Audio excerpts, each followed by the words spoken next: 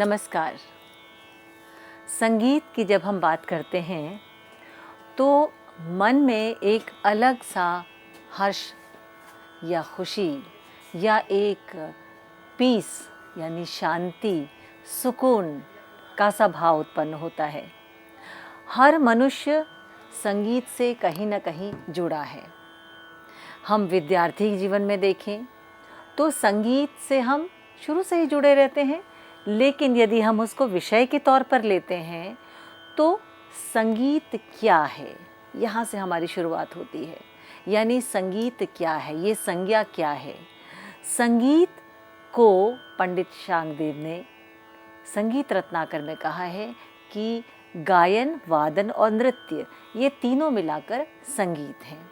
आचार्य बृहस्पति जी के द्वारा सम्यक गीतम यानी भली भांति गाए जाने वाला गीत जो है वो संगीत है। एक साधारण तौर पर, एक साधारण परिभाषा के रूप में यदि कहा जाए तो संगीत क्या है, यानी संगीत एक ऐसे स्वर और लय का जो एक समन्वय, सुंदर समन्वय है, जो हमारे मन को रंजकता प्रदान करता है, हमारे मन को आनंद प्रदान करता है। और हम अपने बाल्यावस्था से देखें तो जन्म से ही संगीत हमारे साथ जुड़ा है। संगीत को हम कहीं ये नहीं कह सकते कि किसी भी हमारे जीवन के किसी भी भाग में हम संगीत से विमुख रहते हैं। कोई भी हो, चाहे वो एक साधारण मनुष्य हो या कोई बहुत बड़े कोई इंटेलेक्चुअल हो, या हम कहें कि शिक्षक हो या विद्यार्थी हो, या घर में जो है रहने वाली जो गृहिणियाँ हो, या कहीं पर काम करने वाले जो है पुरुष वर्ग या नारी वर्ग, कोई भी हो, बालक या बालावस्था, युवावस्था, किशोरावस्था, वृद्धावस्था, कोई भी अवस्था हो, संगीत से अछूते हम नहीं रह सकते। तो संगीत क्या है? संगीत की जैसे मैंने परिभाषा कही कि भली भांति गाए जाने वाला गीत जो है वो संगीत है। संगीत गायन, वादन और नृत्य का समन्वय, सम्मिलित रूप जो है वो संगीत कहा गया है। गुणियों ने, संगीतज्ञों ने अपने ग्रंथों में इस प्रकार की परिभाषा दी है। जब हम संगीत की बात करें, संगीत के शास्त्र की बात करते हैं, तो संगीत का जो शास्त्र है वो कहीं ना कहीं उसके प्रयोगात्मक पक्ष यानी क्रियात्मक पक्ष से तो जुड़ा ही है, क्योंकि इन दोनों को हम अलग नहीं कर सकते। ये दोनों एक साथ जो है एक दूसरे से जुड़े हुए हैं। यानी जो कुछ भी हम प्रैक्टिकली गाते बजाते हैं उसी पर तो शास्त्र है, और जो शास्त्र है उसी को फॉलो करते हुए हम जो है उसको प्रैक्टिकली गाते और बजाते हैं। तो देखिए दोनों का कितना खूबसूरत अटूट संबंध है। मैं ये कहूँ कि संगीत का जो शास्त्र है, यानी जैसे हम कहते हैं एक कॉन्स्टिट्यूशन, एक संविधान है जिसमें कि नियम है, जिसमें कि ये बताया गया है कि किस प्रकार से हमें उन नियमों का पालन करते हुए चलना चाहिए, वैसे ही संगीत का भी अपना एक शास्त्र है। और उस शास्त्र को हमें फॉलो करते हुए संगीत को जो है वो उसका आनंद लेना चाहिए, संगीत को हमें प्रयोग करना चाहिए। यानी हम चाहे गाए, चाहे हम बजाए किसी भी वाद्य को, हमें उसके शास्त्र को तो जानना ही पड़ेगा। हम कहें कि संगीत जो है वो शास्त्रीय संगीत है या उपशास्त्रीय संगीत है, या कि सुगम संगीत है, या कि लोक संगीत है। संगीत का कोई भी क्षेत्र हो, संगीत का कोई भी रूप हो, उसको स्वर और लय से ही सुसज्जित किया जाता है। आइए हम आपको कुछ संगीत की उन संज्ञाओं के बारे में, उन परिभाषाओं के बारे में भी कुछ जानकारी देने का प्रयास करते हैं। साथ ही साथ क्योंकि संगीत की बात है तो कुछ न कुछ हम उसका प्रयोगात्मक पक्ष भी प्रस्तुत करेंगे, जो जिसका कहीं न कहीं उससे संबंध है। भारतीय संगीत की बात करते हैं तो हमने अक्सर एक शब्द सुना है, नाद ब्रह्म, यानी नाद ही ब्रह्म है। नाद के बिना कोई गीत नहीं, नाद के बिना कोई स्वर नहीं, नाद के बिना किसी का कल्याण नहीं, नाद के बिना ज्ञान ही नहीं, ये कहा गया है। तो नाद जो है वो बहुत ही महत्वपूर्ण है और नाद ही ब्रह्म है, ऐसा हम सुनते हैं। तो बात आती है कि नाद क्या है। नाद जो है वो यदि उसका हम कोई शाब्दिक अर्थ ले, या हम बिल्कुल कहें कि इसकी जो परिभाषा है, उसका उस शब्द का अर्थ क्या है, तो नाद का एक सरल शब्द अर्थ है, वो है आवाज़, ध्वनि। तो यदि आवाज़ और ध्वनि की बात करते हैं, क्या वो नाद है? ये प्रश्न भी जाहिर सी बात है मन में उत्पन्न होगा। नाद जो है, किसी भी आवाज़ को हम नाद नहीं कह सकते। नाद वो आवाज़ है जो संगीत के लिए उपयोगी है, यानी जो सांगीतिक है, संगीतात्मक है, उस ध्वनि को, उस आवाज़ को हम नाद कह सकते हैं। तो नाद का संबंध किससे है? संगीत से है। और इसीलिए कहते हैं संगीत को क्या कहा गया है? संगीत को कहते हैं कि ईश्वर प्राप्ति का सरलतम मार्ग है। तभी आप देखिए कि संगीत के द्वारा हम अपनी भक्ति भी कर सकते हैं, संगीत के द्वारा अपना मनोरंजन भी कर सकते हैं, संगीत के द्वारा मन में एक शांत भाव उत्पन्न कर सकते हैं, मन को एक शांति प्रदान कर सकते हैं। संगीत के द्वारा हम यदि साइंस विज्ञान की तरफ जाएं तो कहते हैं कि संगीत के द्वारा आपके हार्मोन्स भी बैलेंस होते हैं। संगीत के द्वारा आपकी मानसिक जो एक चिकित्सा है वो भी की जा सकती है। संगीत अपने आप में एक चिकित्सा है। संगीत को जब हम संगीत की तरफ जाते हैं तो हम बाकी सब चीज़ें भूल जाते हैं। संगीत हमारा मानसिक विकास करता है, संगीत हमें धैर्य प्रदान करता है, संगीत हमें एक तरफ आनंद तो दे रहा है, एक तरफ संगीत का हम आनंद ले रहे हैं, संगीत के स्वरों का से हमें एक रंजकता प्राप्त होती, लेकिन दूसरी तरफ संगीत के द्वारा हम अपना मानसिक विकास कर सकते हैं। संगीत के द्वारा हम एक फोकस या अपना कंसंट्रेशन या जिसे हम कहते हैं एकाग्रता, उसको हम अपना बढ़ा सकते हैं। तो इसीलिए कहते हैं कि जब माँ के गर्भ में कोई शिशु होता है तो उसको कहते हैं कि तुम संगीत सुनो, संगीत को गाओ, किसी वाद्य को बजाओ, अच्छा संगीत सुनो। तो बालक का विकास यानी बालक का मानसिक विकास, शारीरिक विकास तो है, मानसिक विकास बहुत सुंदर तरीके से होता है। और वो क्यों, ये एक विज्ञान है, क्योंकि उस समय कहते हैं कि आपके हार्मोन्स जो है वो बैलेंस होते हैं, वो शांत होते हैं आपके हार्मोन्स, क्योंकि उस समय बहुत उथल पुथल मची होती है। माता के शरीर में हर तरह से मानसिक रूप से, शारीरिक रूप से बहुत उथल पुथल मची होती है। तो यहाँ पर जो चेंज होता है हार्मोन्स का, वो हार्मोन्स बैलेंस होते हैं संगीत के स्वरों में। तो देखिए संगीत को स्वरों में कितना जादू है। तो हम बात कर रहे थे नाद की। नाद ऐसी आवाज़, ऐसी ध्वनि जो कि संगीत उपयोगी हो, जो कि स्पष्ट हो, जो कि मन को आनंद प्रदान करती है। आइए नाद के बारे में हम जब आपको बता रहे हैं तो एक बंदिश हो जाए जिसमें कि नाद के विषय में बताया गया, क्योंकि नाद की जो और मैं आपको जानकारी देने का प्रयास करूंगी, इस बंदिश में बहुत कुछ उसका रहस्य छुपा है। आचार्य बृहस्पति जी की बंदिश है, अनहद नाद अंतर गूंजे, आहत नाद ताको प्रकाश, आहत साधि साधि सुख पावे, अनंग रंग ताको सहज निस्तार।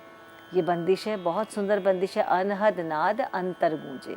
तो इसका अर्थ जो है मैं आपको आगे बताऊंगी, ताकि आपको नाद क्या है, नाद के प्रकार क्या है, नाद की विशेषता क्या है, उसमें इस बंदिश का जो है अर्थ स्वयं आपके सामने प्रकट होगा। 3 ताल की बंदिश है, राग भैरव की।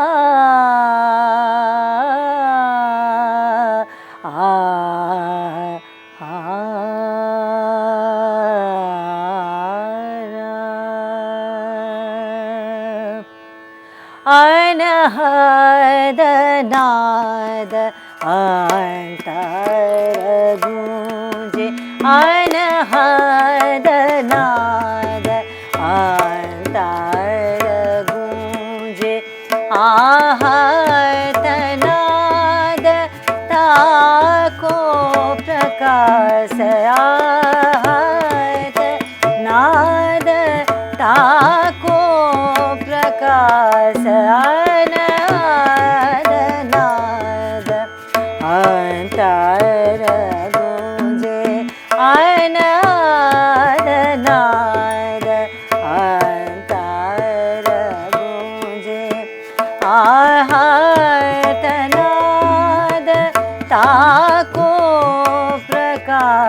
आहत नाद ताको प्रकाश अनाद नाद अंतर गूंजे अनाद नाद अंतर गूंजे आहत साधि साधि सुख पावे आहत साधि साधि सुख पावे अनंग रंगता को सज निस्तार अनंग रंगता को सहज निस्तार अनाद नाद अंतर गूंजे अनाद नाद नाद नाद नाद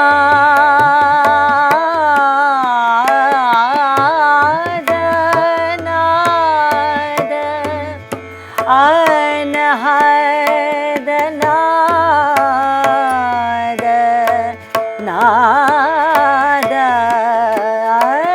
अनहद नाद अंतर गूंजे नाद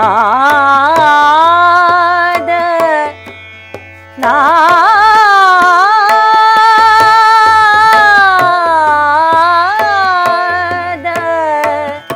नाद अंतर गूंजे अनहद नाद अंतर गूंजे नाद अनाद नाद अंतर गूंजे आहत नाद ताको प्रकाश आहत नाद ताको प्रकाश अनाद नाद अंतर गूंजे अनाद नाद आहत साधि साधि सुख पावे आहत साधि साधि सुख पावे अनंग रंगता को सहज निस्तार अनाद नाद अंतर गूंजे अनाद नाद अनाद नाद अनाद नाद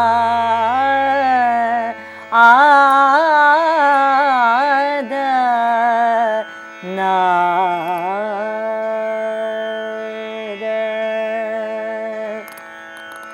तो ये बंदिश थी जिसमें नाद शब्द का बहुत प्रयोग हुआ है। अनहद नाद अंतर गूंजे आहत नाद ताको प्रकाश। तो इसमें दो संज्ञाओं का प्रयोग है, एक है अनहद नाद, दूसरा है आहत नाद। तो हम जब नाद की बात कर रहे हैं तो नाद किसी भी आवाज़ को हम नाद नहीं कह सकते। हालांकि शाब्दिक अर्थ जो है वो तो आवाज़ है, नाद का अर्थ है आवाज़, लेकिन किस तरह की आवाज़? यदि हम हर आवाज़ हर ध्वनि को हम नाद कहें तो वो सही नहीं होगा। ध्वनि वही जो कि संगीत उपयोगी है, उसी ध्वनि को हम नाद कह सकते। वरना नाद तो यदि हम हर ध्वनि को कहें तो एक शोर को, गाड़ियों का शोर, ट्रैफिक का शोर, किसी सायरन की आवाज़, कहीं किसी भी प्रकार की आवाज़ जो होती है, किसी चीज़ के गिरने की आवाज़, कहीं पर कोई दरवाज़ा खटखटा रहा है उसकी आवाज़, हम इन सभी आवाज़ों को हम नाद नहीं कह सकते। नाद केवल और केवल उस आवाज़ को कहेंगे जो संगीत के लिए उपयोगी हो, यानी संगीत से जुड़ी हुई हो, उसी को हम नाद कहेंगे। तो ये तो सबसे पहली बात कि नाद क्या है और नाद से हटकर दूसरी आवाज़ क्या है? हम दूसरी आवाज़ को कहीं ना कहीं कह सकते हैं कोलाहल भी कह सकते हैं, या एक सिंपल एक आवाज़ कह सकते हैं, एक साउंड जिसे अंग्रेज़ी में कहा जाए, किसी भी चीज़ की ध्वनि। क्योंकि मैं उसको, हर चीज़ को कोलाहल आप नहीं कह सकते। कोलाहल यानी कहीं पे जब शोर हो रहा हो तो उसको हम कह सकते हैं कि वो कोलाहल है। बहुत अधिक ज़ोर ज़ोर से लोग बोल रहे हैं तो वो भी एक कोलाहल का ही उदाहरण है। लेकिन यही यदि कहीं पर कल कल बहती हुई यदि नदी की आवाज़ है, नदी की धाराओं की आवाज़ है, कहीं पर यदि कोई चीज़ किसी दूसरी चीज़ से टकरा रही है, उसकी आवाज़ है, तो ये आवाज़ों को हम कोलाहल तो नहीं कह सकते, लेकिन इसको एकमात्र आवाज़ कह सकते हैं, इसको ध्वनि कह सकते हैं, इसको साउंड कह सकते हैं। तो हम तीन तरह की हम आवाज़ें बोल सकते। एक तो है जो संगीत उपयोगी हो, वो नाद है। एक जो संगीत उपयोगी नहीं है, यानी वो मात्र आवाज़, मात्र ध्वनि, मात्र साउंड है, लेकिन वो शोर नहीं है। एक उस तरह की आवाज़ हो गई। एक है जिसमें शोर है, जिसमें कि कोलाहल जिसे कहा जाए, जो कि बहुत अधिक जो अच्छी नहीं लगती कानों को, कहीं तकलीफ़ दे रही है, उसको हम कह सकते हैं कोलाहल, जिसको हम नॉइज़ पॉल्यूशन भी कहते हैं। तो पॉल्यूशन शब्द का प्रदूषण है, आवाज़ का प्रदूषण। तो प्रदूषण कैसे होगा? जबकि बहुत ज़्यादा अधिक शोर हो रहा है, हम ट्रैफिक की का शोर सुनते हैं, गाड़ियों का शोर सुनते हैं, हम कहीं पे भीड़ है वहाँ पे ज़ोर ज़ोर से लोग बोल रहे हैं, उसको भी हम शोर ही कह सकते हैं। तो ये अलग अलग जो है अंतर जो है इन ध्वनियों में है। अब हम नाद की बात करते हैं। नाद जो है वो हर संगीत से जुड़ी हुई कोई भी ध्वनि हो, उसमें नाद है। नाद जो है वो दो प्रकार का है।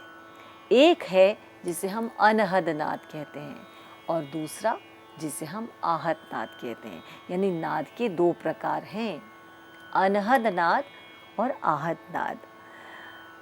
नाद को यदि ऐसे लें कि हमें कोई संगीत उपयोगी ध्वनि, अब मैं इसको इस तरीके से लेती हूँ, ऐसी ध्वनि जो संगीत से युक्त हो, संगीत के लिए प्रयुक्त हो, संगीत उपयोगी हो, उस ध्वनि को यदि हम प्रत्यक्ष सुन रहे हैं तो वो आहत नाद है। जैसे मैंने अभी बंदिश गाई, आपको सुनाई दी, मुझे भी सुनाई दी, साथ में तबला संगति थी, तबले से जब ध्वनि उत्पन्न हुई वो मुझे सुनाई दी, आपको सुनाई दी। या हम उसको रिकॉर्ड करते हैं तो ध्वनि कोई भी सुन सकता है। या कोई किसी संतूर को बजा रहा है, कोई वायलिन बजा रहा है, कोई हारमोनियम बजा रहा है, कोई बांसुरी बजा रहा है, कोई गा रहा है, कोई चाहे वो शास्त्रीय संगीत हो या कोई लोकगीत गा रहा है।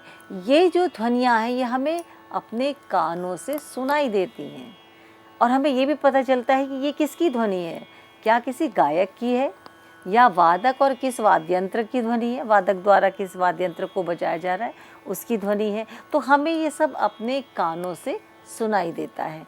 जो भी ध्वनि जिसको हम प्रोड्यूस होते हुए देखते हैं, यानी वो किससे उत्पन्न हो रही है, यानी हम चाहे हम हमारे सामने नहीं है, उसका रिकॉर्डिंग है हमारे पास, तब भी हम ये पहचान लेते हैं कि हाँ ये अमुक ध्वनि और ये संगीत के स्वरों को या लय को लेकर प्रकट हो रही है। तो हम इसको कहते हैं आहत नाद।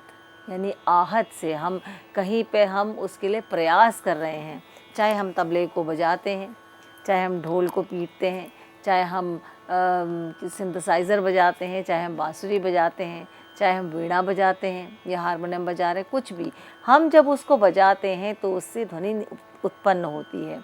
और गायक अपने गले से, चाहे वो सुगम संगीत गाए, शास्त्रीय गाए, वेस्टर्न गाए, कुछ भी गाए, उसके गले से वो चीज़ निकल रही है। वो गले से संगीत के स्वरों से युक्त जो है वो ध्वनि उत्पन्न की जा रही है, उसको हम कहते हैं आहत नाद। और अनाहत नाद क्या है? अब ये कहते हैं अनाहत नाद अंतर गूंजे। अनाहत नाद आपके भीतर गूंज रही है। देखिए बंदिश में भी ये पूरा परिभाषा दी गई है, अनहद नाद अंतर गूंजे, आहत नाद ताको प्रकाश। अनहद नाद हमारे भीतर गूंज रहा है, आहत नाद उसी का प्रकाश है।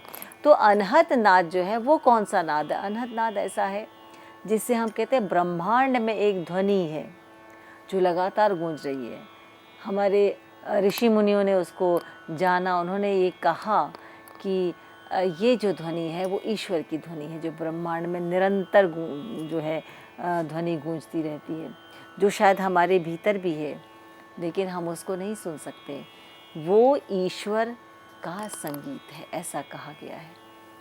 और ये जो संगीत है ये बहुत तपस्या के बाद ऋषि मुनियों को जो है संत महात्माओं को सुनाई देती है, या संगीत की उस चरम अवस्था पे पहुंच जाएं जहाँ ईश्वर की अनुकंपा हो जाए तो आपको अनहद नाद सुनाई देता है। तो अनहद नाद अंतर गूंजे, निरंतर हमारे भीतर अनहद नाद गूंज रहा है, निरंतर गूंज रहा है, लेकिन हम उसको नहीं सुन सकते क्योंकि हम साधारण मनुष्य हैं। हम साधारण मनुष्य हैं। जो तपस्वी हैं, जो संत महात्मा हैं, उनको, क्योंकि वो अपने ध्यान में रहते हैं, क्योंकि वो एक अंग्रेज़ी का शब्द है मेडिटेशन, तो मेडिटेशन तो मैं नहीं कहूँगी, लेकिन हम और आप जैसे साधारण लोगों के लिए मेडिटेशन हम कह सकते हैं ध्यानावस्था। लेकिन संत महात्मा या ऋषि मुनि लोग जो तपस्या करते थे वो अपने ध्यान में लीन हो जाते थे और उस समय उनको प्रभु का वो संगीत जो है वो सुनाई देता था। तो भीतर सबके है, ब्रह्मांड में पूरा विद्यमान है, सब जगह है, लेकिन साधारण तौर पे हमें और आपको नहीं सुनाई देता क्योंकि उसके लिए उस लेवल की तपस्या साधना की आवश्यकता है और हमारा जीवन उससे बिल्कुल अलग है। तो वो अनहद नाद अंतर गूंजे, हमारे भीतर अनहद नाद गूंज रहा है। आहत नाद ताको प्रकाश, आहत नाद क्या, उसी का ही प्रकाश है, उसी का ही एक स्वरूप है, उसी का ही एक उदाहरण कहें या उसी में से निकली हुई एक ज्योति है जो कि हम और आपको सुनाई दे रही है। कहाँ से उत्पन्न होती वो दिखाई भी दे रही है और हम उसको जो है उसका उपयोग करके, उसकी साधना करके हम आनंद को प्राप्त होते हैं। तो आहत नाद और अनाहत नाद, आहत नाद यानी मनुष्य के द्वारा क्रिएट किया गया संगीत, अनाहत नाद यानी वो ईश्वर का संगीत जो कि ब्रह्मांड में विद्यमान है और ऐसा कहा जाता है कि मोक्ष प्राप्ति के लिए इस संगीत का को सुनना जो है, या इस संगीत की कृपा जो है मनुष्य पर होती है, तभी मोक्ष की प्राप्ति होती है। तो आहत और अनाहत ये दो प्रकार के नाद जो हैं वो विद्यमान हैं, या नाद की दो प्रकार माने गए हैं। अब नाद की बात करते हैं। नाद की क्या विशेषताएं हैं, यानी नाद की भी अपनी कोई ऐसे फीचर्स होंगे जिसको जानना बहुत ज़रूरी है। तो मैं नाद के उन फीचर्स को बताते हुए उसका उदाहरण भी आपको बताऊंगी गाकर। पहला है नाद का छोटापन और बड़ापन, यानी कि नाद का मैग्नीट्यूड, इसे कहते हैं मैग्नीट्यूड या इंटेंसिटी, कि नाद कितना छोटा है, नाद कितना बड़ा है। देखिए हम किसी चीज़ को यदि गाते हैं, अनहद नाद अंतर गूंजे, अब मैं इसको यदि गा रही हूँ खुली आवाज़ में, मैं इसको गा रही हूँ, अनहद नाद अंतर गूंजे, अनहद नाद, आपको सुनाई दे रहा है। अब यदि इसी को मैं थोड़ा धीमे करूं, अनहद नाद अंतर गूंजे, अनहद नाद अंतर गूंजे, अनहद नाद अंतर गूंजे। आप देखिए दोनों में अंतर क्या था। एक में मेरी आवाज़ बिल्कुल खुलकर सामने आई, ज़ोर से आवाज़ आ रही है, तो जब ज़ोर से मैं आवाज़ निकालूंगी तो स्वाभाविक है कि दूर तक सुनाई देगी। लेकिन यदि मैं आवाज़ को बिल्कुल धीमे तरीके से, आवाज़ को यदि धीरे से निकालूंगी तो आवाज़ बहुत शॉर्ट डिस्टेंस तक ही सुनाई देगी। इसी को कहते हैं नाद का छोटापन और बड़ापन, यानी धीमी आवाज़ निकालें तो बहुत पास तक सुनाई देगी, तो उसको नाद का छोटापन, और ज़ोरदार आवाज़ निकालें तो थोड़ा दूर तक सुनाई देगी, इसे कहते हैं नाद का बड़ापन, यानी मैग्नीट्यूड या इंटेंसिटी। आगे इसी विषय के बारे में आपको बताएंगे कुछ और जानकारी के साथ। नमस्कार।